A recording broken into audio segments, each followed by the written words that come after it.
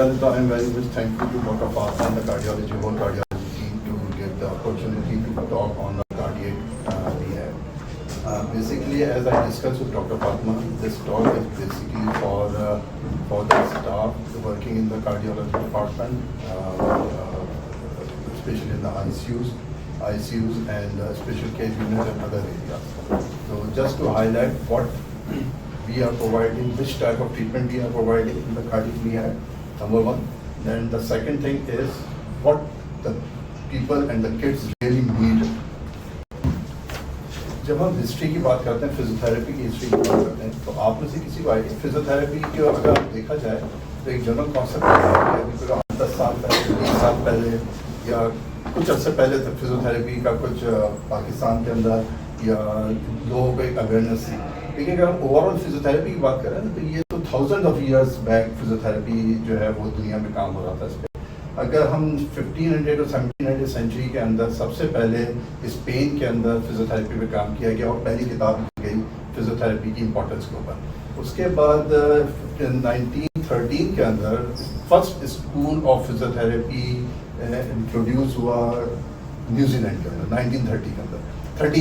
उसके बाद 1917 के अंदर फर्स्ट वर्ल्ड वॉर के अंदर अमेरिकन ने इम्पोर्टेंस बताई, जो उनके सोल्जर्स बीमार हुए, उनको इश्यूज हुए, तो उन्होंने फिजियोथेरेपी की इम्पोर्टेंस बताई और उस वक्त फिजियोथेरेपी को मैकेनोथेरेपी के नाम से उन्होंने इंट्रोड्यूस कराया। उसके बाद 1930 के अंदर जो है वो फिजियोथेरेपी इंट्रोड्यूस हुई all over the hospitals in patients and in 1950s, specially in late 1950s जो है वो फिजियोथेरेपी की इम्पोर्टेंस इतनी हुई कि वो आउट पेशेंट क्लिनिक्स के तौर पर स्टार्ट की। तो ये जो जर्नी है वो 1500 से लेके 2025 आ गया, तो ये स्टिल जर्नी इज ऑनगोइंग है और इसके अंदर कंटिन्यूसली फर्दर इन्हांसमेंट हो रही है और चीज़ें आ रही हैं। जब अगर हम कार्डियक रिहैब की बात करें तो 1950 के अंदर सबसे पहले कार्डियक रिहैब के लिए किसी ने बात करी और उसमें उन्होंने ये कहा कि पोस्ट MI के जो पेशेंट है उनको 6 से 8 हफ्ते या उससे भी ज़्यादा उनको लिटा के रखा। लेकिन जब उन्होंने इसको पेशेंटों को लिटा के रखा, उन्होंने कार्डियक रिहैब का कोई कॉन्सेप्ट नहीं किया, तो उनका ये तो बहुत ज़्यादा मॉर्टेलिटीज़ बहुत ज़्यादा बढ़ गई हैं। तो उसके बाद 1960 के अंदर उन्होंने न्यूजीलैंड में एक रिसर्च हुई जिसके अंदर उन्होंने ये देखा कि सेडेंटरी लाइफस्टाइल और एक्टिव लाइफस्टाइल के अंदर पेशेंट्स के अंदर क्या फ़र्क है। तो उन्होंने ये वाली स्टडी जो है वो बस ड्राइवर्स और कंडक्टर्स के दरमियान करी। तो उन्होंने देखा कि बस ड्राइवर्स जो हैं वो तो सब कार्डियक इश्यूज़ के साथ आ गए हमारे पास, लेकिन कंडक्टर्स जो कि एक्टिव थे वो जो है वो उनकी हेल्थ बहुत बेहतर है कार्डियक एक्सपेक्ट से। तो इसी मॉनिटरिंग के साथ उन्होंने सबसे पहले ये रियलाइज़ किया। उसके बाद 1970 के अंदर मुख्तलिफ ट्रायल्स शुरू हुए कार्डियक रिहैब को लेके और कार्डियक रिहैब का प्लान शुरू हुआ और 80s के अंदर कार्डियक रिहैब फुल फ्लैज तौर पर इंट्रोड्यूस हुई। लेकिन उसके अंदर हॉस्पिटल स्टे जो है उन्होंने काफ़ी ज़्यादा बढ़ा दिया और काफ़ी लॉन्ग पीरियड के लिए कार्डियक रिहैब का स्टे हुआ। लेकिन ग्रेजुअली 80s का 90 और 20 और फिर इसका जैसे जैसे टाइम गुजरता रहा कार्डियक रिहैब जो है वो बहुत ज़्यादा इंपॉर्टेंट पार्ट प्ले करती है और इम्पॉर्टेंट कंपोनेंट हो गई एक कार्डियक टीम के साथ। अगर हम प्रिवेलेंस की बात करें तो congenital heart disease is the most common birth defect affecting approximately 1.3 billion newborn worldwide every year। और जो global health burden जो है congenital heart disease का according to this 2013 के अंदर जब उसको देखा तो उसमें 7 to 8 बच्चे जो है in 1000 live birth वो congenital heart disease के साथ compromise हुई। लेकिन इसी को इम्प्रूव करते करते 2024 के अंदर ये स्टडी दोबारा हुई और उसके बाद ये कम हो गई 2.74 हो गई। रिसेंटली इन लास्ट ईयर 2024 में कराची के अंदर एक स्टडी हुई जिसके अंदर देखा कि among 1000 live birth 3.4 congenital heart disease के पेशेंट्स आए। ये कराची के अंदर ही ये स्टडी हुई। जब हम रिहैब की बात करते हैं तो rehab is a component of all 3 or 4 speciality. It includes physical therapy, it includes occupational therapy, it includes the speech therapy and orthotics and prosthetics as well. जब हम importance of physiotherapy की बात करते हैं तो patient with congenital heart disease are at the risk of motor, cognitive and speech difficulties। आमतौर पर देखा ये जाता है कि जब भी कार्डियक सर्जरीज होती हैं तो सबसे most commonest problem is pulmonary complication. Chest खराब हो गया, चेस्ट को ठीक कर दें, चेस्ट फिजियोथेरेपी अच्छी सी हो जाए, पेशेंट एक्सटुबेट हो जाए, वीन ऑफ जल्दी हो जाए, सारा हमारा एम ये होता है। लेकिन क्या हमने ये भी सोचा कि ये पेशेंट वीन ऑफ होने के बाद डिस्चार्ज होने बाद कितना एक्टिवली पार्टिसिपेट करते हैं नॉर्मल लाइफ के अंदर, और क्या वो ऐसा तो नहीं होता वो ये बच्चे आगे चल के जो है वो सोसाइटी पे बर्डनाइज हो जाए। इनमें से कितने % बच्चे ऐसे हैं जो कि स्कूलिंग प्रॉपरली कर रहे हैं, इनमें से कितने बच्चे ऐसे हैं जो कि अपनी नॉर्मल लाइफ गुजार रहे हैं, नॉर्मल स्पोर्ट्स एक्टिविटीज़ कर रहे हैं। तो ये बहुत बड़ा क्वेश्चन मार्क है, और मैं ये चाहूँगा कि इस प्रेजेंटेशन के बाद डॉक्टर बाबर के साथ हम इस पर कुछ बात करें और इस कॉन्सेप्ट को भी ज़रा लेके चलें कि हम और क्या क्या कर सकते हैं। तो rehabilitation therapy could improve functional outcomes in this population. There is increased focus on rehabilitation in order to improve physical well-being and their psychosocial adjustment. What our goals? Our goals are to decrease the functional impact of congenital heart surgery associated complication, improve the quality of life, जैसा मैंने भी जिक्र किया, education, parents and caregiver की education. इससे आप लोगों को क्या समझ में आता है? पेरेंट एंड केयर गिवर की एजुकेशन या उनकी टीचिंग, इसमें ये सबसे इम्पॉर्टेंट चीज़ ये है कि इस पर हम आगे भी बात करेंगे कि अगर हमारा जो बच्चा है उसके केयर गिवर और पेरेंट्स उनको पता हो कि ये क्या कर सकता और क्या नहीं कर सकता, अगर हमें ये पता चल जाए तो हमने उसको बच्चे को संभाल के नहीं रखना। हमने सर्जरी से पहले भी और सर्जरी के बाद भी क्या एक्टिविटीज़ करवानी है, ये बहुत इंपॉर्टेंट चीज़ है। उसके बाद कैसे how to decrease the cardiovascular risk factor and increase medication compliance, demonstrate how to provide functional support throughout childhood and provide guidance to help pediatric patient achieve maximum independence, जैसे कि अभी हम बात कर रहे थे। अगर फिजियोथेरेपी की हम बात करें तो मेन हमारे जो गोल्स हैं वो ये गोल सबसे पहला तो ये है रिड्यूस फंक्शनल कैपेसिटी को इम्प्रूव करें, ठीक है। मैं यहाँ पे और भी SIOT के अंदर और भी हम मुख्तलिफ डिपार्टमेंट्स में मैं यही बात करता हूँ, चाहे वो थोड़ा सा हट के बात कर रहा हूँ, चाहे वो डायलिसिस का पेशेंट हो, चाहे वो किसी और GI का पेशेंट हो। आप पेशेंट आया स्ट्रेचर पे, उसने डायलिसिस कराया, स्ट्रेचर पे चला गया, ये क्या हुआ? ठीक है ना, वो तो एक फैमिली के लिए तो एक बहुत बड़ा एक जिम्मेदारी है कि उसको 3 लोग लेके आएंगे, एम्बुलेंस करेंगे, स्ट्रेचर पे आएगा, फिर डायलिसिस होगा, 4-5 घंटे की वेटिंग होगी, 2-3 घंटे का डायलिसिस होगा, उसके बाद फिर एम्बुलेंस होगी। तो ये तो फाइनेंशियल भी बहुत बड़ा बर्डन है, सोशल भी बहुत बड़ा बर्डन है, और इसके बाद हम अचीव, आई डोंट नो कि वो जिंदा है लेकिन इसके अलावा क्या अचीव करें, ठीक है। तो ये बहुत ही इंपॉर्टेंट पॉइंट है कि पेशेंट को वापस लेके आना है सोसाइटी के अंदर, वापस इंडिपेंडेंट लाइफ की तरफ लेके आना है, ठीक है। तो reduce functional improve functional capacity, pulmonary dysfunction पे काम करना है, न्यूरोमस्कुलर इम्पेयरमेंट पे काम करना है, ठीक है, और डेवलपमेंटल डिले। बहुत सारे बच्चे ऐसे होते हैं जिनके डेवलपमेंटल डिले होते हैं, माइलस्टोन के इश्यूज होते हैं, उन पे काम, और साइको सोशल चैलेंजेस जो है उनको कैसे एड्रेस करना है।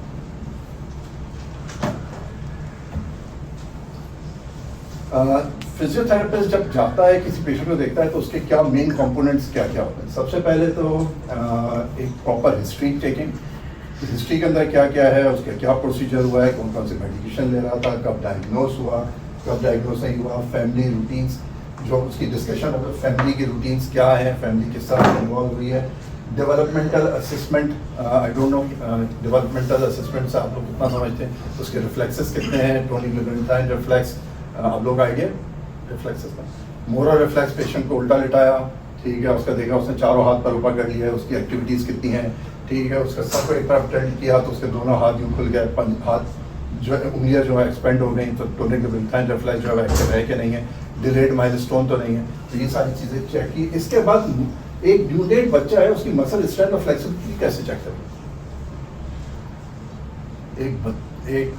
एक साल का या 2 साल का बच्चा उसकी मसल स्ट्रेंथ कैसे चेक करें? Any idea? ये जब आप सर ने हमें बताया यहाँ पे कार्डियक और हमने कार्डियक की सर्विसेज शुरू करी तो हमने भी बड़ा सोचा था, क्योंकि उससे पहले हमने नहीं देखा। तो फिर हमने पढ़ा, हमने देखा जितने भी न्यूनेट्स हैं और टॉडलर्स हैं और चाइल्ड्स हैं उनकी मसल स्ट्रेंथ चेक होती है उनको टास्क दे के। एक बच्चा है वो जहाँ पर आके बॉल उठाता है, यूँ करके बॉल फेंक देता है, इसका मतलब उसकी मसल पावर अच्छी है। एक बच्चा है जो कि खड़ा होने की ट्राई करता है, किसी भी पकड़ के खड़ा होने का ट्रायल देता है अपने आप को, इसका मतलब लोअर लंग की स्ट्रेंथ अच्छी है। एक बच्चा है जो कि 6 महीने के अंदर से बैठना शुरू कर दिया, इसका मतलब उसकी रिफ्लेक्सेस भी इंटैक्ट हैं और उसकी बैक के मसल्स की टोन अच्छी है। तो ये सारे छोटे छोटे टास्क हैं जो कि आपको बताते हैं कि बच्चे की ओवरऑल जो है मसल स्ट्रेंथ कैसी है, फ्लेक्सिबिलिटी कैसी है। एक बच्चा है जो कि जिसकी टॉर्टिकोलस का बच्चा है, अब जाहिर सी बात है वो नेक एक तरफ फिल्टर्ड है, अब आप उसकी मसल की फ्लेक्सिबिलिटी चेक करना बहुत आसान है। अब नहीं हो कि आप पेशेंट ने देखा वो देख ही नहीं पा रहा, इसका मतलब उसकी मसल की फ्लेक्सिबिलिटी अच्छी नहीं है, वो सिट एंड रीच जो है वो नहीं कर पा रहा, इसका मतलब है कि उसकी फ्लेक्सिबिलिटी अच्छी। तो ये छोटे छोटे टास्क हैं जिनसे आप हमें पता लगता है कि फ्लेक्सिबिलिटी और स्ट्रेंथ कैसी है। इसके बाद वॉकिंग और running test to measure exercise करती 20 मीटर शटल टेस्ट है, 20 मीटर्स का मार्क लगा देते हैं। ये 4 इयर्स से अबव बच्चों के लिए होता है, जिसको 4 मार्क लगा देते हैं, उसका कहते हैं 20 मीटर्स शटल टेस्ट, उसको भाग के जाना है और वापस आना है। तो 20 मीटर्स शटल टेस्ट इसको मेजर किया जाता है कि इसकी कैपेसिटी कैसी है। Task of coordination and balance, coordination and balance, एक 2 साल का बच्चा है, उसका बैलेंस एंड कोऑर्डिनेशन से क्या मतलब है? Any idea? तो अपने आप मतलब अगेन वही जैसे आप छोटे छोटे टास्क देख के देखेंगे कि वो किस तरह से डिफरेंट चीज़ों को कोऑर्डिनेट कर रहा है, आई हैंड कोऑर्डिनेशन कैसी है उसकी। एग्जैक्टली। दूसरा ये है कि उसकी नेक होल्डिंग है कि नहीं, नेक होल्ड कर पा रहा है कि नहीं कर पा रहा, खड़े होने के बाद बैलेंस कितना है, खड़ा होता है गिर जाता है, 1 साल का हो गया लेकिन खड़ा होते ही वो गिर जाता है। तो ये सारी छोटे छोटे टास्क हैं जो कि आपको बताते हैं कि उसकी बैलेंस एंड कोऑर्डिनेशन होती है। अब मुझे ये मैं सर से पूछना चाहूँगा, आप मतलब हम ये सर्जरी आप करते हैं, सब कुछ करते हैं, इन सारी चीज़ों की इंपॉर्टेंस है? एब्सोल्युटली। अभी तक तो हमारी बस वही है कि बस बच्चा ऑपरेट होके घर पहुंच जाए, बचना ना बचना यही रह गया। मैं सर आपसे यही सुनूँ, एक्चुअली इस वक्त हमारा मोटो ये है कि उसकी लाइफ थ्रेटनिंग जो कंडीशन है ना वो ठीक हो जाए, बस उसके बाद वो घर चला जाए, और उसके बाद अब क्या करना है ना ये अब हमने मिलकर करना है। ठीक है, अच्छा, मॉनिटरिंग उसकी ब्रीथिंग पैटर्न उसका कैसा है, उसकी हार्ट रेट कैसा है, ये सारी चीज़ें। अच्छा, नेक्स्ट ये अगर हम प्री ऑपरेटिव की बात करते हैं तो pre operative physiotherapy assessment and pre operative physiotherapy का कोई concept which is very very important. ये रिसर्चेस ने बताया है, ठीक है, एक फैल्का जो साइंटिस्ट है उन्होंने एक रिसर्च भी की थी कि अगर प्री ऑपरेटिव पल्मोनरी रिहैबिलिटेशन शुरू हो जाए, उनकी मसल टोनिंग रिहैबिलिटेशन शुरू, तो आउटकम्स बहुत अच्छे हो जाते हैं। ठीक, तो प्री ऑप के अंदर एक बच्चा आया और उसके हमने सर्जरी प्लान किया। फॉर एग्जाम्पल सर ने कहा कि इसकी हमने 1 महीने बाद या 4 हफ्ते के बाद उसकी सर्जरी करनी, तो उसके हमने प्री ऑप सेशन हमने कंडक्ट कराना शुरू कर दिए। तो ये एक टेक्निक होती है एक्सपायरेटरी फ्लो इंक्रीज। इसके अंदर करते क्या है कि उसकी मदर को और केयर गिवर को सिखा देते हैं कि जब भी वो बच्चा एक्सपायर करे तो उसकी एक्सपायरेशन मैक्सिमम हो, ताकि ऑक्सीजनेशन बढ़े, ठीक है, और से कार्डियक आउटपुट जो है वो इम्प्रूव हो जाए। तो जितना उसकी लंग्स के कंप्लायंस अच्छे होंगे, उसकी ऑक्सीजन अच्छी होगी, उसका post of rehab and post of recovery उतनी अच्छी होगी।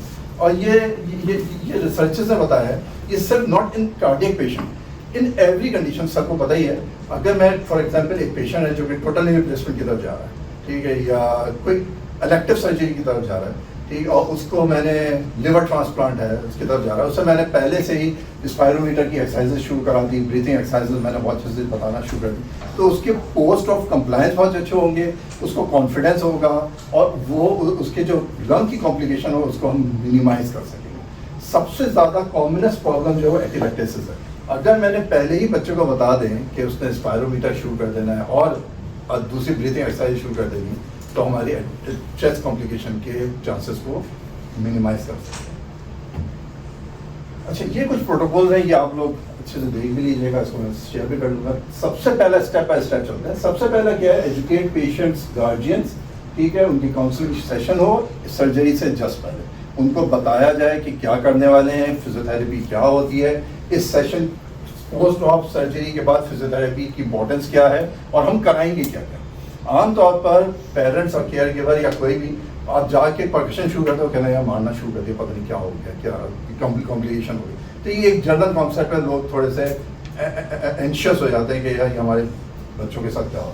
दूसरा सेकंड स्टेप के अंदर टू इन्हांस लंग कंप्लायंस के अंदर जैसे मैंने भी बताया, पैसिव एंड एक्सपायरेशन को आप इंक्रीज कर दें।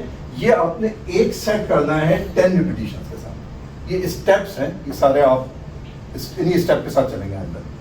थर्ड स्टेप ये है कि हमने थोरेसिक एंड एपिगैस्ट्रिक मूवमेंट को इम्प्रूव करना है। ये इसके लिए क्या है ना, peri oral pressure was given. Peri oral pressure कैसे करते हैं, नाक और मुंह अपर लिप के दरमियान यहाँ पे प्रेस करते हैं। जब आप ये प्रेस करते हैं तो आपकी पेरिटोनियल रिफ्लेक्स जो है वो इम्प्रूव हो जाता है। जब वो इम्प्रूव हो जाता है तो आपकी लंग कंप्लायंस अच्छी हो जाता है और लंग की ऑक्सीजनेशन जो है वो इम्प्रूव हो जाता है। तो ये स्टेप हमने करना है, 3 रिपीटिशन करने हैं और हर रिपीटिशन में 5 सेकंड होल्ड करना है। ठीक है, ये छोटी छोटी चीज़ें जो हम सब कर सकते हैं। इसके बाद क्या है, ब्रोंकल ड्रेनेज। अगर मुझे ब्रीथिंग इंप्रूव करनी है, उसकी सिक्रीशन को डिसलॉज करना है, तो नेक्स्ट स्टेप मैं क्या करूंगा, मैं उसकी पोस्चरल ड्रेनेज कराऊंगा। ठीक है, पोस्चरल ड्रेनेज कैसे करानी होगा आगे बताता हूँ। पोजिशनिंग कराएंगे, बच्चे को कुछ नहीं करना। आपने देखा लंग के कंप्लायंस लेफ्ट साइड के अच्छे नहीं है तो मैंने राइट साइड पे कवर दी, उसके हिप्स के नीचे एक छोटा सा पिलो रख दिया। पिलो नहीं रख दिया तो मैंने टॉवल को रैप करके रख दिया, उसको थोड़ा सा अपराइट कर दिया, तो वो ग्रेविटी के साथ साथ डिसलॉज होना शुरू हो जाएगी सिक्रीशन। ठीक है, उसके बाद to improve the joint flexibility mobility, passive range of motion जो है वो मैंने पेशेंट खुद भी करवा दी, स्टाफ को भी सिखा दी, और उसके केयर की तो पैसिव रेंज ऑफ मोशन जो है वो करवाना शुरू कर दें। अपर लिम्ब की जितनी अच्छी रेंजेस होगी, शोल्डर की जितनी अच्छी रेंजेस होगी, उतनी अच्छे कंप्लायंस अच्छे होंगे पोस्ट ऑप। तो ये 1 2 3 4 5 स्टेप्स हैं प्री ऑप के।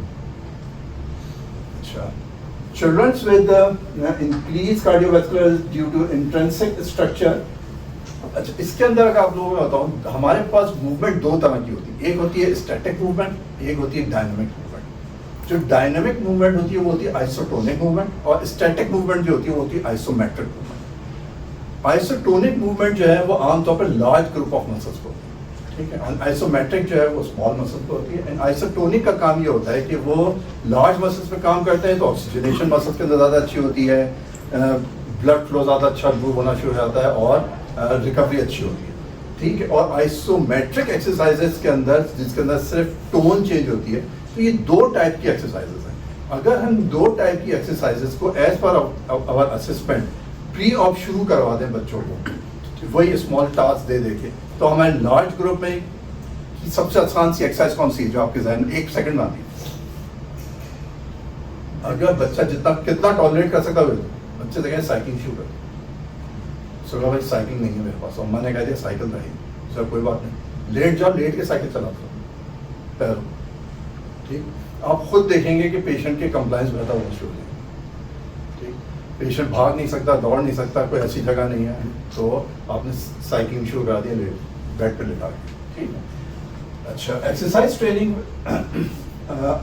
दूसरा होता क्या है प्री ऑप के अंदर, जब पेशेंट्स को कि केयर गिवर को और पेरेंट्स को पता चलता है कि इसको कंजेनिटल हार्ट डिजीज है या कोई हार्ट है, तो उसकी एक्टिविटीज़ को और लिमिट कर देते हैं। जब एक्टिविटीज़ को और लिमिट कर देते हैं तो हमारे पास दूसरा जो सबसे चैलेंज आता है वो आता है वेट गेन या ओबेसिटी। तो जितना हम बच्चों को एक्टिव रखेंगे तो उससे हमें 2-3 फायदे हो रहे हैं। एक तो उसका वेट कंट्रोल करना, और दूसरा सबसे इंपॉर्टेंट काम हम क्या कर रहे हैं, उसकी कंप्लायंस, कार्डियक कंप्लायंस अच्छे कर रहे हैं, और ऑक्सीजनेशन ऑफ लंग्स के फंक्शन को इम्प्रूव कर रहा है। ये एक छोटी सी मिसाल है। इस तरह अगर मेरे पास एट्रियल सेप्टल डिफेक्ट का पेशेंट आता है प्री ऑप, जिसकी सर्जरी नहीं हुई, और स्मॉल और मॉडरेट ASD है, तो उसको हम अलाउ करते हैं वो हर तरह की स्पोर्ट्स खेल सकता है।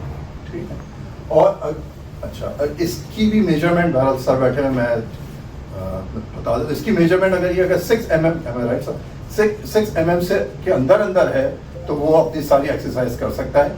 अगर वो लार्ज ASD है और तो उसको जो है वो इंटेंसिव स्पोर्ट्स के लिए मना करते हैं। लार्ज का मतलब ये है कि 10 to 12 mm अगर होल का साइज है तो उसको लार्ज एक्टिविटीज़ को मना करते हैं, लेकिन ऐसा नहीं है कि उसको सेडेंटरी लाइफ स्टाइल करते हैं, उसे कहेंगे बेड से निकलना।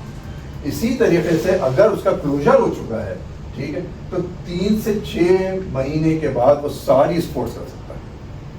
सारी स्पोर्ट्स का मतलब ये, स्पोर्ट्स का लफ्ज़ यहाँ पे क्यों यूज है, स्पोर्ट्स वो एक्टिविटी है जिसके अंदर मैक्सिमम एक्सर्शन होती है, तो नॉर्मल रूटीन एक्टिविटीज़ के अलावा एक्सर्शन होती है। ठीक, और लाइटर एक्टिविटीज़ जो है वो हम 10 से 14 दिन के बाद जो है वो भागना, दौड़ना, चलना फिरना, वो सब शुरू करा सकते हैं। ठीक, इसी तरह ये ASD है, इसी तरह VSD, और जितने भी प्रोसीजर्स हैं, अब यहाँ पे तो थोड़ा टाइम कम है तो मैंने एक ऐसी एक एग्जाम्पल यहाँ पे दे दी। इसके जितने भी प्रोसीजर्स हैं उन सब की गाइडलाइंस हैं, उन सब को हम आगे चल के उनकी गाइडलाइंस बना के उनको शेयर कर सकते हैं आपके साथ भी, और मैं अपनी टीम के साथ भी शेयर कर लूँगा कि किस किस स्टेज में किस किस कंडीशन में कितनी एक्टिविटी करा सकते हैं प्री एंड पोस्ट। तो यहाँ पे एक बात पता चल गई, अगर हमारे पास सर मुझसे कहते हैं ASD का पेशेंट आया है, ठीक है, और उसका जो है वो लो है या हाई है, तो हम उसको कौन कौन सी और कितनी एक्सरसाइजेस बता सकते हैं प्री ऑफ, ताकि उसकी पोस्ट ऑफ कॉम्प्लिकेशन को मिनिमाइज किया जा सके। अच्छा, ये तो हो गए प्री ऑफ। अच्छा, बिटवीन द सर्जरीज कुछ कंडीशन ऐसी होती है जैसे HLHS है, ठीक है, इसके अंदर स्टेज वाइज सर्जरीज होती है। तो एक स्टेज की सर्जरी हुई, उसके बाद फिर रिहैब का काम शुरू हो गया, फिर स्टेज के 3 से 4 स्टेजेस के अंदर ये सर्जरी कंप्लीट होती है। तो आप लोगों को ये आपको आइडिया ही है। तो इसके अंदर हर स्टेज के बाद जो है वो रिहैब का रोल है, और रिहैब एक्टिविटीज एंड लंग की कंप्लायंस को बेहतर करने के लिए एक्सरसाइज कर सकते हैं। इसी तरह से पोस्ट सर्जरी जो पेशेंट हैं उनको पोस्ट सर्जरी जो कंडीशन है उसके अंदर एजुकेट किया गया on how to safely handle and position of new born after surgery, advice walking, promote improved breathing pattern, return to sport and scarring। अच्छा, अगर इनिशियल फिजियोथेरेपी की असेसमेंट की बात करें इमीडिएटली आफ्टर पोस्ट ऑफ, तो हमारा जो असेसमेंट है वो बेस करके ब्रेथ साउंड कौन कौन सी हैं, क्रैकल्स आ रहे हैं कि नहीं आ रहे हैं, एसिमेट्री है कि नहीं है राइट और लेफ्ट पे, वर्क ऑफ ब्रीथिंग कैसी है, एसेसरी मसल्स काम कर रहे हैं कि नहीं कर रहे हैं, कफ जो है वो कैसा है, सिक्रीशंस कैसी है, सिक्रीशंस जो हैं वो उनका वॉल्यूम कितना है, उनका कलर कितना है, ये सारी चीज़ें बताती हैं आपकी पोस्ट ऑफ केयर को एंड पोस्ट ऑफ रिहैब के प्लान। अच्छा, फिजियोथेरेपी जो है पोस्ट ऑफ रिहैब जो है वो इमीडिएटली शुरू हो जाती है ICU में पेशेंट शिफ्ट होने के बाद। और सबसे पहला गोल फिजियोथेरेपिस्ट का जो होता है वो होता है आप जो सर्जरी टीम है उसके साथ कोलैबोरेट करना, ICU की टीम के साथ कोलैबोरेट करना, और उनसे कंसेंसस के साथ एनेस्थीसिया इफेक्ट के फौरन बाद विदिन 6 आवर पेशेंट को वीन ऑफ करना। अगर हम ये कर पाते हैं तो ये it's a very big achievement. The second thing, physiotherapy की जो ट्रीटमेंट टेक्निक्स होती हैं, फिजियोथेरेपी मैन्यूवर कौन कौन से यूज़ हो रहे हैं जो कि चेस्ट एक्सपेंशन के लिए और चेस्ट को क्लियर करने के लिए हम यूज़ करते हैं। रेस्पिरेटरी इंटरवेंशंस, सबसे पहले मैनुअल टेक्निक है। मैनुअल टेक्निक के अंदर परकशंस आ गई, वाइब्रेशन आ गई, सक्शन आ गई, पोस्चर ड्रेनेज आ गई। ये किस किस तरह करनी है ये भी बताता हूँ। पैप थेरेपी में भी बहुत आसान सी थेरेपी है। इसके अंदर एक बॉटल ली, उसके अंदर 10 ml का पानी लिया, उसके अंदर सोप डाला और स्ट्रॉ डाल के पेशेंट से कहते हैं उसके अंदर बबल्स बनाए। तो ये आप पेशेंट्स की जो एक्सपायरेशन की कंप्लायंस है वो इम्प्रूव करती है। तो ये बहुत आसान सी टेक्निक है जो कि हम कस्टमाइज किसी भी बच्चे के साथ बना सकते हैं। आमतौर पर ये 3 से 4 साल के बच्चों की एज को हम कहते हैं कि पैप थेरेपी की तरफ जाएं जो कि एक्सपायरेशन को इम्प्रूव करती है। इंसेंटिव स्पायरोमीटर आप सब लोगों को पता है, ये आमतौर ये भी 4 to 5 ईयर्स के बच्चों को कहते हैं। High flow nasal cannula mobilization, high flow nasal cannula के साथ साथ पेशेंट को बच्चों को मोबिलाइज करवाते हैं ताकि उनमें उनके लार्ज मसल्स काम करना शुरू करें, ऑक्सीजनेशन बेहतर हो और उनके एक्टिविटीज़ इम्प्रूव हो।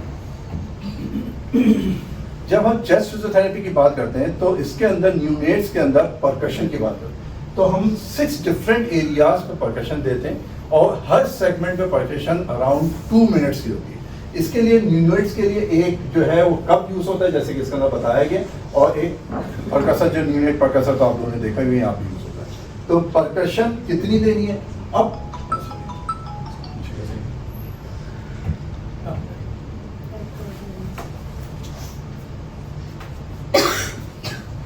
अच्छा, एक तो ये टेक्निक हो गई कि आपने मैनुअल परकशन दी, कप को यूज किया, कप को अपने 2 फिंगर्स के अंदर होल्ड किया, उसके बाद आहिस्ता आहिस्ता अपने परकशन देना शुरू किया। अगर मेरे पास कप नहीं है तो मैंने हाथ को इस तरह से कप बनाया, ठीक है, और उसके बाद मैंने पेशेंट के पास गया और पेशेंट को मैंने इस तरह से अपनी रिस्ट की, एल्बो और आर्म की मूवमेंट नहीं करूंगा, रिस्ट की मूवमेंट करूंगा और मैं इस तरह से कपिंग करूंगा। ठीक, इसके अलावा एक चेस्ट वेस्ट बेल्ट यूज होती है जो जिसके अंदर एक खास प्रेशर के साथ एयर इन्फ्लेट होती है, एक्सफ्लेट होती है। तो इसके अंदर सिक्रीशन को लूजन करने के लिए ये चेस्ट वेस्ट बेल्ट यूज होती है, लेकिन इसका प्रेशर जो है न्यूनेट्स के लिए और इन्फेंट्स के लिए अप्रोप्रिएट नहीं है। इसका प्रेशर जो है वो मिनिमम जो है वो होता है 10 to 12 kg और उसके बाद ऐसा 10 to 12 फिर 14, 18, 20। तो न्यूनेट्स एंड किड्स के अंदर चेस्ट वेल्स बेल्ट हम यूज नहीं करते because of the high pressure. अच्छा, अब जैसे मैंने परकशन की बात की, तो परकशन के अंदर जो एक वाइब्रेटर होता है, इसकी फ्रिक्वेंसी जो है 5 हर्ट्ज होती है। 5 हर्ट्ज का मतलब ये होता है कि अगर मैं परकस कर रहा हूँ तो मुझे 1 सेकंड के अंदर 5 टाइम परकस करना है, मिनिमम 4 to 5 टाइम्स, ठीक। और मुझे कितनी देर करना है एक सेगमेंट में? 2 मिनट्स, मिनिमम 2 मिनट्स। तो मुझे 2 मिनट्स परकस करना है, 1 सेकंड में 5 टाइम्स करना है, तो 1 मिनट में कितनी दफा हो गया? 60 सेकंड मल्टीप्लाई बाय 5, तो मुझे 1 मिनट में 250 to 300 टाइम्स ये करना है पर सेगमेंट, ठीक है। अच्छा, अब दूसरी अहम चीज, ये मैंने परकसर पकड़ा हुआ है, ठीक है। सॉरी मैं आपको करूँ, ठीक है, मैं सोच कुछ और रहा हूँ और कर ही रहा हूँ। तो मैंने परकसर को मैं यूँ प्रेस भी कर सकता हूँ, मैं यूँ रख भी सकता हूँ, सॉरी यूँ रख भी सकता हूँ, और इसको हवा में भी रख सकता हूँ। तो मुझे क्या करना है, इस परकसर को मैंने, एक तो ये चीज़ कि डायरेक्ट स्किन पे लगाना, कोई टॉवल, कोई शीट, कोई हो, तो इस परकसर को मैं यहाँ पे यूँ रखूँगा, प्रेस करूँगा, फिर क्या करूँगा? तो देखें, अगर तो मैंने ये प्रेस किया तो आपको, आप लोग आइडिया हमारे आर्म की फोर्स कितनी होती है, एक नॉर्मल आर्म की फोर्स कितनी होती है? एक नॉर्मल आर्म की फोर्स जो है वो हैंड की फोर्स होती है हमारी बॉडी वेट का 0.65%, ठीक। और अगर मैं आर्म को ले लूँ, फोर आर्म को ले लूँ और रिस्ट को ले लूँ, तो ये सब मिला के बनती है 4.6%। तो अगर मैं कोई बॉडी बिल्डर हूँ या मैं गुस्से में हूँ, ठीक, तो मैंने तो फुल फोर्स दी है। और अगर मैं अच्छे मूड में हूँ और मैं कुछ सोच रहा हूँ कुछ, तो मैंने सिर्फ यूँ रखा। तो करना क्या है? तो करना यह है कि 77 न्यूटन की फोर्स मिनिमम चाहिए। 77 न्यूटन की फोर्स को किलोग्राम में करें तो 7 किलोग्राम की फोर्स चाहिए मुझे इस परकसर पे, वो प्रेस करने। इसकी एक तो प्रैक्टिस भी होती है, इसकी वेइंग मशीन पर आप प्रैक्टिस भी कर सकते हैं कि कितना मुझे प्रेशर देना है। हाथ भी मैं कर रहा हूँ तो मैं ये कर रहा हूँ, तो कहता है आवाज़ आनी चाहिए, आवाज़ आनी चाहिए। ओ भाई, आवाज़ तो मतलब आवाज़ नहीं चाहिए, मुझे काम चाहिए, ठीक है। अच्छा, इसके बाद पोस्चर ड्रेनेज। पोस्चर ड्रेनेज की जब हम एंगल की बात करते हैं तो अपर लोब, अगर मुझे पता लगा, देख रहा हूँ कि अपर लोब जो है वो कॉम्प्रोमाइज है, तो बच्चे को हमने 30 डिग्री तक बेड पे टिल्ट करना है अपर साइड। अगर मुझे लोअर लोब में चाहिए तो मुझे 20 डिग्री डाउनवर्ड टिल्ट करना है, ठीक। और अगर मुझे लेटरल चाहिए तो मुझे 20 डिग्री लेटरल शिफ्ट करना है सुपाइन से, और देन 20 डिग्री डाउनवर्ड। तो मुझे, ये बच्चा है सीधा लेटा हुआ, तो 20 degree lateral and 20 degree downward. तो मुझे ये पोस्चर ड्रेनेज की टेक्निक है ताकि मुझे मैक्सिमम ग्रेविटी असिस्टेड वर्कफोर्स मिले, ठीक है। जिस तरह से हमने प्री ऑप की गाइडलाइंस थी, प्री ऑप्स के मैनुअल था, इसी तरह से पोस्ट ऑप के भी गाइडलाइंस है, ठीक है। ये भी आप लोग देख लीजिएगा। अच्छा, इसमें सबसे पहले तो वही है कि educate and counselling of the care giver and the team. Number 2 ये improve ventilation, position use of cushion, जो मैंने अभी बताया, कुशन हम यूज करेंगे और सपोर्ट के लिए। ये हम कब करेंगे? एवरी चेंज ऑफ पोजीशन करेंगे every 2 hourly alternate position of the head. हर 2 घंटे के बाद राइट, हर 2 घंटे के बाद लेफ्ट, फिर राइट एंड फिर लेफ्ट। ये पोजीशनिंग करनी है हर हमारे स्टाफ को। यहाँ पे चेस्ट परकशन हमने यूज करनी है, कितनी यूज करनी है ये भी हमने बात कर ली। कि हम कितना यूज करेंगे अपने असेसमेंट के अकॉर्डिंग, कौन से सेगमेंट पे यूज करेंगे ये हमने बात कर ली। एंड ये तकरीबन 2 to 4 मिनट्स हम हर सेगमेंट पे इसको हम लेके चलेंगे। तीसरा ये सक्शन, ठीक है। हमारे सक्शन के अंदर ना, एक सबसे पहले अगर न्यूनेट्स की करें तो हमारे पास 6 to 8 फ्रेंच गेज का कैथेटर होना चाहिए। नंबर 1, हमारा प्रेशर कितना होना चाहिए? हमारा प्रेशर 80 mmHg से ज़्यादा है। नंबर 2 चीज़, ठीक, मैक्सिमम 80। नंबर 3 ये कि हमने कितनी देर तक सक्शन करनी है? 5 to 10 सेकेंड मैक्स, इससे ज़्यादा हमने कैथेटर को अंदर नहीं। अगर हमारी ETT ट्यूब है तो उसकी लेंथ प्लस 1 to 1.2 सेंटीमीटर, उससे और बियॉन्ड जाना, इससे ज़्यादा हमने नहीं जाना, ठीक। और सबसे आखिरी चीज़ ये है कि सक्शन की अटेम्प्ट कितनी करनी है, 2 से 3 अटेम्प्ट करनी है, उसके बाद नहीं, ठीक। और सक्शन करने के बाद हम 10 to 20% ऑक्सीजन की सप्लाई को इंक्रीज कर देना है फॉर अनदर 1 to 2 मिनट्स। ये हमारा सक्शन का प्रोटोकॉल है, ठीक है।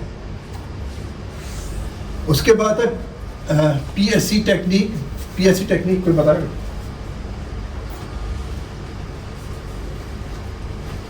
प्रोलॉन्ग स्लो एक्सपायरेशन, ठीक।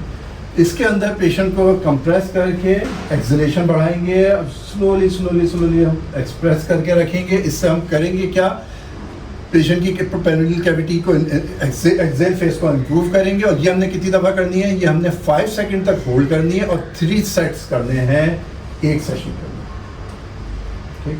हम कहाँ से शुरू हुए थे, हमने एजुकेट किया, उसके बाद क्या किया हमने सेकंड, सबसे पहले एजुकेट किया, फिर उसका हमने क्या पोजीशनिंग करी हर 2-2 घंटे के बाद। तीसरा स्टेज क्या किया हमने, पोस्चरल ड्रेनेज किया। उसके बाद फिर परकशन तो यहाँ पे की थी, पिछले वाले पेज पे किया, वाइब्रेशन करी, ठीक। उसके बाद क्या किया, फिर हमने सक्शनिंग की, फिर उसके बाद हमने क्या किया, डीप एक्सपायरेशन की। और उसके बाद हम क्या करें, LST टेक्निक है, लंग सस्टेन टेक्निक, ठीक है। उसको हमने कंप्रेस करके होल्ड किया 5 सेकंड के लिए, और ये दिन में 3 से 4 मरतबा करेंगे 5-5 सेकंड, ठीक है। इसके बाद Vojta technique, anyone have any idea? हम ये सब करके बच्चे को हमने ऑक्सीजन से नॉर्मलाइज कर दिया, कंफर्टेबल हो गया, लंग की साउंड अच्छी हो गई, वोच्टा टेक्निक है। इसके बाद हम बच्चे को रोलिंग कर देंगे, उसकी लोअर लिम्ब को रोल करेंगे, अपर लिम्ब की एक्सरसाइजेस कराएंगे, ठीक है, ताकि स्टिमुलस मिले बाकी पूरी बॉडी के मसल्स को। और ये हम कराएंगे एटलीस्ट 10 टाइम्स दिन में 2 से 3 मरतबा। और उसके बाद आखिर में हम कराएंगे पैसिव ब्रीथिंग ऑफ ऑर्डर। तो ये पूरा सेशन कितनी देर का हुआ, ये हो गया prolong slow expiration, lung squeeze technique and Vojta technique. तो पूरा सेशन कितनी देर का हुआ, 20 से 25 मिनट मिनिमम, क्योंकि हमने ये नंबर 1 से लेके नंबर 8 तक अगर हमने सारे स्टेप कवर किए तो हमारा 20 से 25 मिनट का सेशन हुआ। एक्सीलेंट ये जो अगर पोस्ट ऑपरेटिव आपको एक्सटर्नल इंसिजन के बाद, तो उसमें ऐसे फिर आपकी टेक्निक में कोई फ़र्क आता है या ये इस तरह से रहता है? सर देखें, अगर पोस्ट जितनी भी ये टेक्निक से जो भी है गाइडलाइंस है, ये पोस्ट ऑपरेटिव नहीं है। हम जो वोच्टा टेक्निक है, शायद आप उसके लिए कह रहे हैं, तो उसका नाम लोअर लिम्ब की मूवमेंट कर रहे हैं, अपर लिम्ब की मूवमेंट कर रहे हैं। तो मेरे ख्याल में एज पर योर सर्जिकल जो भी है साइड है, उसके अंदर कोई ऐसा मैन्यूवर नहीं कर रहा है जबकि स्टर्नम पे जोर है या कोई और चीज़ हो। तो ये सारी चीज़ें जो हैं वो इंडिकेटेड और सभी रेफरेंसेस के साथ, तो we can do each and everything. अच्छा, लेट स्टेज के अंदर हम क्या करेंगे, regain functional mobility, enhance endurance, promote independence, जो हमने इस पर बात की थी। एम्बुलेट करेंगे 50 to 200 मीटर्स पर डे, ठीक है। लाइट एरोबिक एक्टिविटीज़ करवाएंगे, गेम की एक्टिविटीज़ करवाएंगे, सिट टू स्टैंड की एक्टिविटीज़ कराएंगे, और रेजिस्टेंस बैंड्स जो आते हैं, थेरा बैंड्स आते हैं, वो हम यूज़ करवाएंगे बच्चों को। अच्छा, मस्कुलोस्केलेटल, ये मैंने किसी रिसर्च पेपर में पढ़ा था, मैं सर से भी पूछ लेते हैं। जितने भी CHD के पेशेंट्स होते हैं उनमें मेजॉरिटी पेपर्स के अंदर और बुक्स में ये लिखा होता है, उन सबको कहीं ना कहीं मोटर और सेंसरी डेफिसिट्स होते हैं, ठीक है। तो अनफॉर्चुनेटली हम उसको एड्रेस नहीं कर रहे। तो हम ये भी एक मेन कंपोनेंट होगा कि मसल टोन पे हम उसकी काम करेंगे, हम उसकी पोजीशनिंग पे काम करेंगे, और डेवलपमेंटल डिले के जितने माइलस्टोन्स हैं उनको इम्प्रूव करने के लिए काम करेंगे, ठीक है। इसी तरीके से न्यूरोलॉजिकल, मैंने आप लोगों को पहले ही बता दिया था, मोरो रिफ्लेक्स क्या होता है, टोनिक रिफ्लेक्स क्या होता है, टेक्टाइल स्टिमुलेशन सेंसेशन प्रोड्यूस करेंगे उसकी स्किन के ऊपर, ठीक है। और उसको वो एक्सरसाइजेस कराएंगे जो उसके एज रिलेटेड हो। Mobilization functional training, passive ROM, active assisted, passive ROM, sitting at the edge of the bed, second post operative day पे प्रोग्रेसिव एम्बुलेशन करवाएंगे, पोजिशनिंग और पोजिशनिंग करवाएंगे। ठीक है, टेक्नोलॉजी असिस्टेड हम कौन कौन सी यूज़ करेंगे? वेरिएबल एक्टिविटी मॉनिटर्स हम यूज़ करेंगे, जो कि आपको नज़र आ रहा है। इसका वर्चुअल रियलिटी यूज़ करेंगे, वर्चुअल रियलिटी यूज़ करेंगे, ग्लासेस बना के उससे एक्टिविटीज़ करवाएंगे, उससे पार्क के अंदर वॉक करवाएंगे, सारी चीज़ें करवाएंगे। तीसरा, टेली रिहेबिलिटेशन करवाएंगे। मैं यहाँ से बैठ के घंबट के किसी बच्चे को एक्सरसाइज करवा सकता हूँ, दादू के किसी बच्चे को एक्सरसाइज करवा सकता हूँ। इसके साथ साथ oscillating Pep device, I don't know this device is available in Pakistan और नॉट। इसके अंदर बच्चे को एक डिवाइस होती है जिसको मुंह में रख के उसे बच्चे से कहते हैं कि वो उसके अंदर ब्लो करे, जितना वो ब्लो करेगा उतनी एक्सपायरेशन इम्प्रूव होगी। तो ये डिवाइस अवेलेबल मैं चेक करूँगा कराची में, पाकिस्तान में अवेलेबल है कि नहीं। तो ये हम हर बच्चे को ये डिवाइस दे सकते हैं ताकि उसकी सिक्रेशन जो है डिस्लॉज हो और उसकी एक्सपायरेशन फ्लो बढ़े। रिहेबिलिटेशन है, आप इसमें थोड़ा सा और एक्सप्लेन करेंगे तो ये मतलब व्हाट्स द कॉन्सेप्ट के यहाँ से आपकी टीम बैठी हुई है और उनको आपने फ़ोन पे ले लिया, यानी कि किसी इधर व्हाट्सएप डिवाइस पे व्हाटएवर, क्योंकि ये नुसरत तो बहुत करती है न्यूट्रिशन में, and then you just make them exercise like that's how. Sir उसमें इस तरह है कि जो भी बच्चा जाएगा वो यहाँ से हमारे से एक सेशन लेके जाएगा, ये हम पोस्ट ऑफ रिहैब की बात करें, उसको हम सारी एक्सरसाइजेज गाइड करेंगे और वो सारी एक्सरसाइजेज की रिजीम जो है एवरी 2 वीक्स वो चेंज होगी। तो अगर उनको हम टेली हेल्प रिहेबिलिटेशन शुरू कराएं और उनको व्हाट्सएप पे वीडियो पे दे दें तो वो सारी एक्सरसाइज जो कर रहा है, एक तो वो हम मॉनिटर कर सकते हैं कि वो कर रहा है कि नहीं कर रहा, सही से कर रहा है नहीं कर रहा, उसकी एफिकेसी कितनी है और उसके अंदर क्या एडवांसमेंट लेके आ सकते हैं, क्या चेंजेस कर सकते हैं, वो सब हम व्हाट्सएप वीडियो कॉल के जरिए कर सकते हैं। और ये ऑस्किलेटिंग पेप डिवाइस जो है ये अभी जो प्रेजेंट स्पायरोमीटर है जो एडल्ट ओरिएंटेड है उसको रिप्लेस कर सकता है, राइट? यही वाला नहीं, स्पायरोमीटर जो है ना वो इंस्पायरेशन है। अच्छा, ये एक्सपायरेशन है, ये हम डिसलॉज कर रहे हैं सिक्रीशंस को, एल्वेलाई को की फंक्शन को इम्प्रूव कर रहा है। ठीक है ना, तो ये बिल्कुल अपोजिट डिवाइस है। ठीक है, and this device is usually use after post of जिनमें सिक्रीशंस है या ये सब, तो उनके बड़ी हैंडी डिवाइस है। ऑक्यूपेशनल थेरेपी का रोल जैसा हमने स्टार्ट में बात की थी कि किसी भी इंडिविजुअल को normal activities of daily living की तरफ लेके आना, उनकी फाइन मूवमेंट पे काम करना। हमने ये भी बात की कि जितने भी बच्चे होते हैं जो कि CHD के साथ आते हैं उनके अंदर सब में न्यूरो मस्कुलर डिफॉर्मिटीज़ होती है, मस्कुलर स्केलेटल डिफॉर्मिटीज़ होती हैं, न्यूरोलॉजिकल इम्पेयरमेंट्स होती हैं, डिलेड माइलस्टोन के बच्चे होते हैं। तो उन सारे बच्चों के अंदर ऑक्यूपेशनल थेरेपी के ज़रिए उनके ग्रॉस फंक्शंस को, उनके फाइन मूवमेंट्स को इम्प्रूव करना है, तो ये ऑक्यूपेशनल थेरेपी का काम है। और इसी तरीके से speech therapy specialize in evaluation and treatment of feeding and solving difficulties जो होती है, उसके अंदर कौन कौन सी टेक्निक यूज़ करनी है, किस तरह से यूज़ करना है, सॉल्विंग कैसे इम्प्रूव करनी है, सक्शन जो फीडिंग है उसको कैसे इम्प्रूव करना चाहिए, this is the domain of speech therapy. अब जो आखिरी चीज़ थी ऑर्थोटिस एंड प्रोस्थेटिस, वो सारे बच्चे जो कि हमारे पास आए कंजेनिटल हार्ट डिजीज, उन सबको डिफॉर्मिटीज़ थी, उन सबके न्यूरोमस्कुलर डिफॉर्मिटीज़ थी, तो वो सारे बच्चे जिनके फुट के अंदर डिफॉर्मिटीज़ थी, उनके टेरिको एक्वाइनस वायरस था या कोई और भी, तो उनको हमने ऑर्थोटिक्स प्रोस्थेटिक्स की डिवाइसेस दी ताकि वो फंक्शनली एबल हो सके।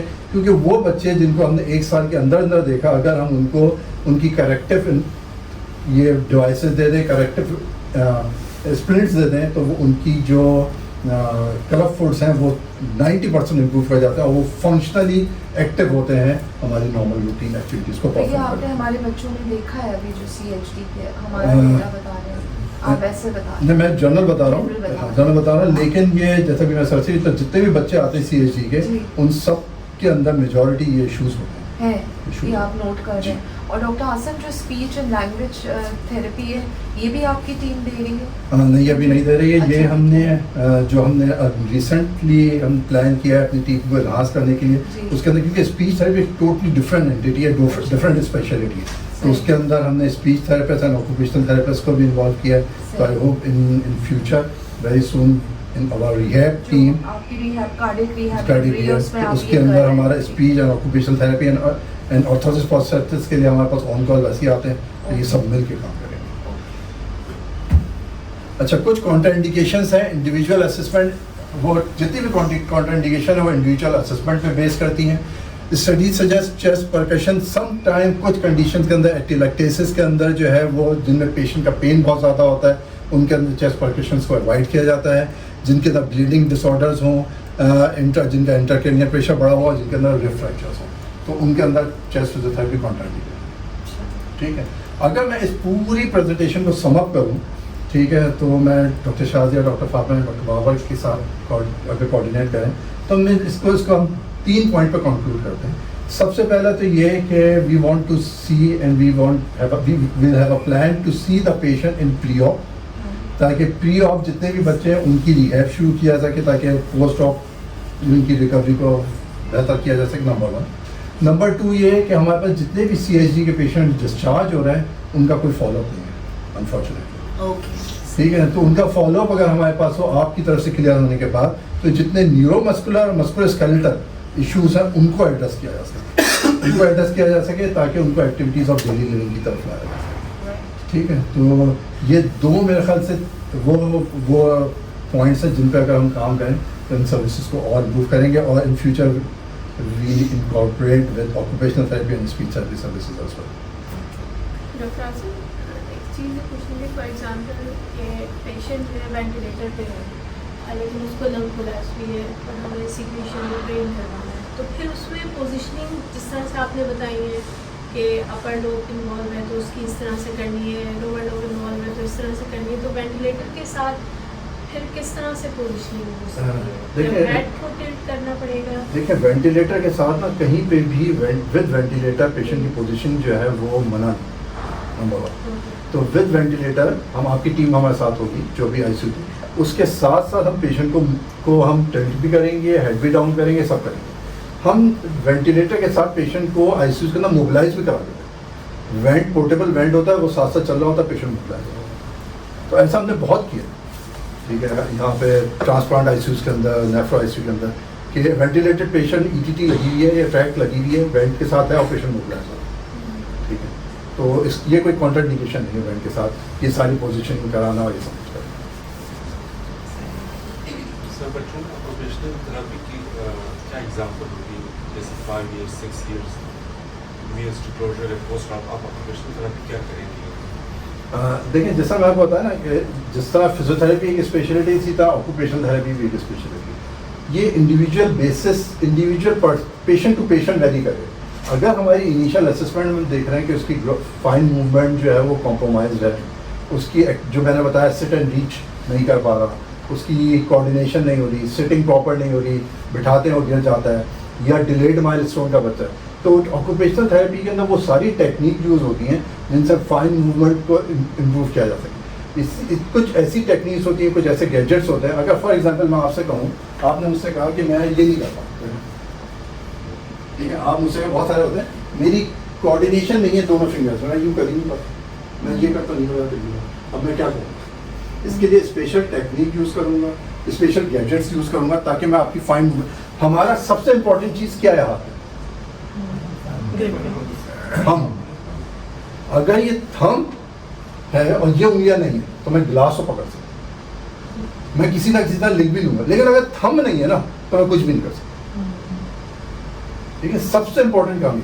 सर, अगर आपको याद होगा डॉक्टर परवेज हाशमी कुछ करा के थंब लगा देते हैं। ठीक है, तो थंब जो है, बिग टो भी इसी तरह। अगर मेरा बिग टो नहीं है, ठीक है, तो मैं हील स्ट्राइक के बाद गेट का जो कोऑर्डिनेशन है तो मैं टो ऑफ कैसे करूँ? मैं तो थंब। तो इसी तरह से बिग टो एंड हैंड में थंब, ये दोनों बड़े इंपॉर्टेंट हैं। तो ऑक्यूपेशनल थेरेपी का काम ही यही है कि वो फाइन मूवमेंट्स पे, कोऑर्डिनेशन पे, बैलेंस पे, डिलेड माइलस्टोन पे, इन पे काम। Thank you very much. Thank you. ठीक है जी।